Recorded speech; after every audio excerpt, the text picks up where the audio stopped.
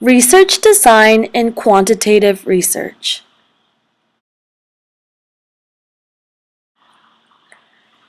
And the topics of this lecture are 1. Purpose of research design. 2. Procedures of controlling. 3. Randomization. 4. Characteristics of good research design. And we will conclude this lecture with a summary.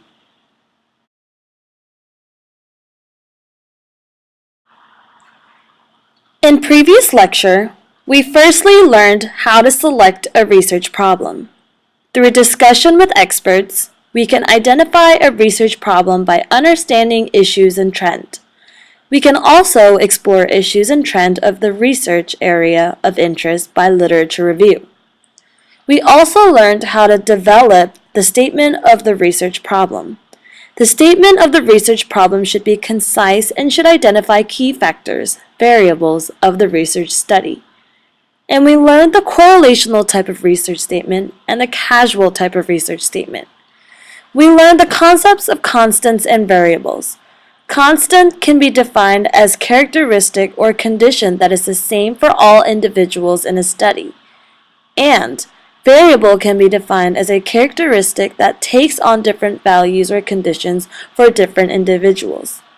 And we learned we can identify independent variable and dependent variable in causal type of research statement. At last, we learned the concept and how to develop a research hypothesis, which is a special form of research statement with 1. Pinpointing the specific problem under study. 2. Including an expected relationship between variables. The main purpose of research design is controlling spurious effects from research conclusion.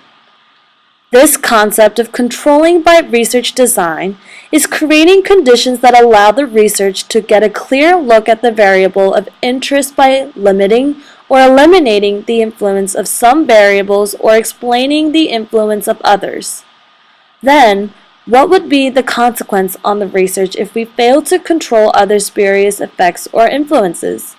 If we fail to control other spurious effects, our research becomes less internally valid.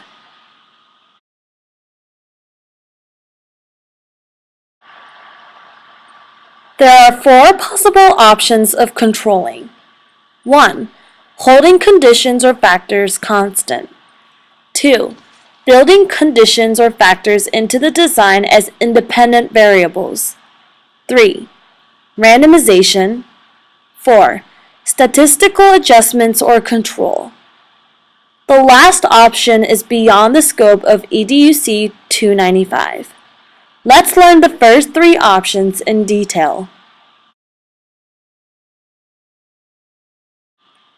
The first option of controlling is holding conditions or factors constant. For example, in Research Design B, example is the slide. Researchers fix several factors, same school, same teacher, same grade, even same test. By fixing factors as constant, this researcher could control several spurious effects.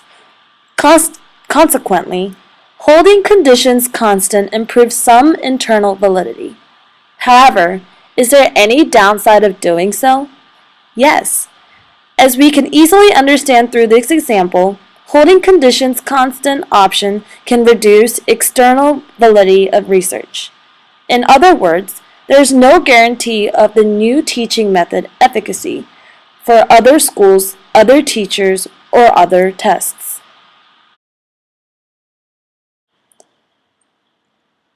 The second option of controlling is building conditions or factors into the design. For example, in Research Design B example in this slide, the researcher concerned the gender effect on the educational outcome and includes the gender factor into research design. However, the downside of this option is many independent variables may unnecessarily complicate the research design and results. So, this option only works for controlling a few, 1 or 2 variables.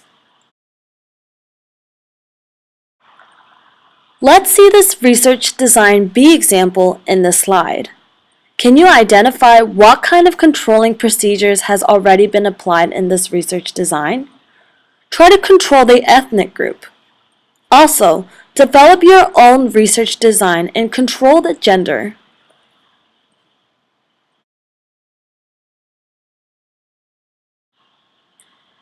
The third option of controlling is randomization or random assignment. This randomization spreads the effects of other variable evenly across the groups of the study. Therefore, this option can control all other spurious variables' effect, and consequently, your research becomes more internally valid. However, oftentimes, this option is practically difficult to implement. Also, this benefits of other random assignment can be warranted when subject size is large. For example, from the research design in this slide, randomly assigning students into classes with different teaching methods can yield some concerns. Is this easy to implement? Why not? Adapt random assignment into your own research design and provide concerns of randomization of your research design. A definition of good research design could be good control of extraneous variables. Again, controlling extraneous variable is to be able to identify, balance, minimize, or eliminate their effects onto dependent variables.